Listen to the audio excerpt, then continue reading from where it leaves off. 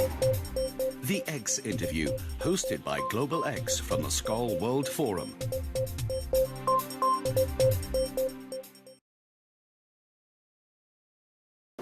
My name is Roshaneh Zafar and I'm an economist by training. However, throughout my career, I had to unlearn what I learned in college about economics. I come from Lahore, which is one of the largest cities in Pakistan. And after my initial education, I went to the United States to study, and I studied economics with the idea that women from my part of the world must have a career and they must have economic opportunities where they can earn their own living. However, while I was there, I got very enthused by the idea of working with women from low-income communities, and I realized that it was really not going to be my forte to work with people, wealthy people, to make them even wealthier.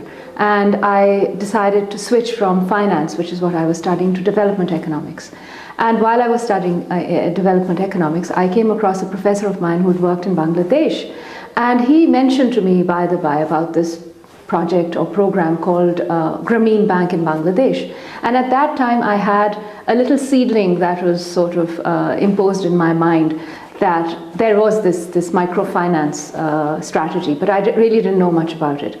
I subsequently went and started working for the World Bank in Pakistan, and my work made me traverse across thousands of communities, rural communities and remote communities in Pakistan and India, where I talked to women to help them improve their hygiene practices.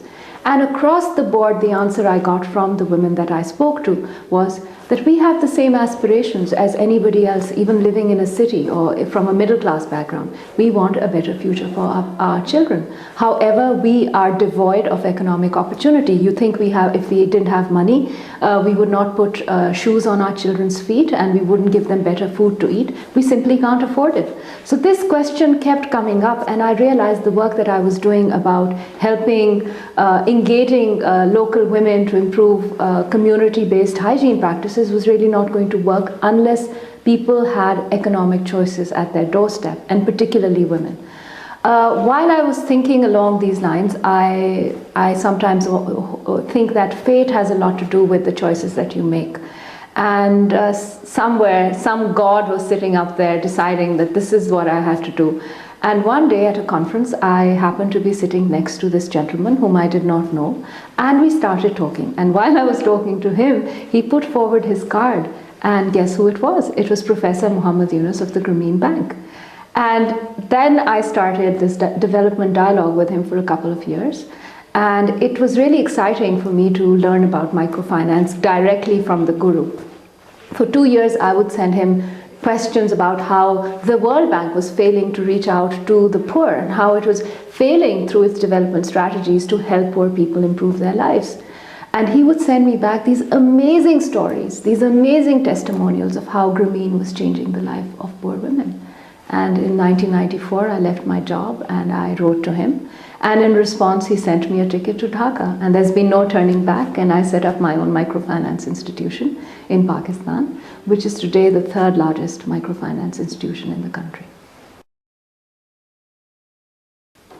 When I first started working in the field and began interacting with women, I had a lot of myths in my head about how women lived in low-income communities. And one of the myths was in my head that women are not mobile, they don't interact or transact business with men, and they're not out there running businesses. However, I'm going to share a story with you of the first day that I went into a low-income community. The way I had been brought up and the kind of understanding that I had is that the communities are divided into a women's space and a men's space, the men's space being the marketplace. So I walked into the marketplace the first time, which was a small little street full of small tiny shops, some selling cigarettes, some selling groceries, some selling vegetables, very small little shops that people were running. And the third shop that I came across was being run by a woman. And I was really shocked because I had assumed that women do not transact business, and they are, in my country, they are so subdued and so oppressed that they would not be out there. So I walked up to this woman and I said to her, Baji, which means sister, aren't you, why are you here? That's exactly the question I asked her. And she turned to me and she smiled and she said, are you from the city? And I said, yes, I am. And she said, well, I'm going to teach you today about how we live. And I'm going to tell you that there are thousands of women like me who are out there struggling, eking out an income and subsisting and fighting all social norms. And it is wrong for people to assume that women are not out there. And she began to count 12 other women like her who were actually trading and running businesses on their own.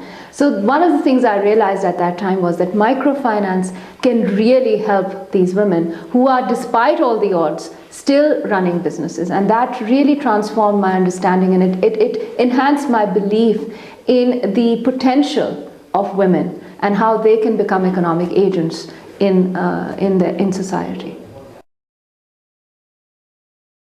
You know, when I started working, I had a belief that women in my society need to be recognized. In fact, when I began to look across the world, I realized that women are really not in positions of power. They're not in position of being recognized for the work they do.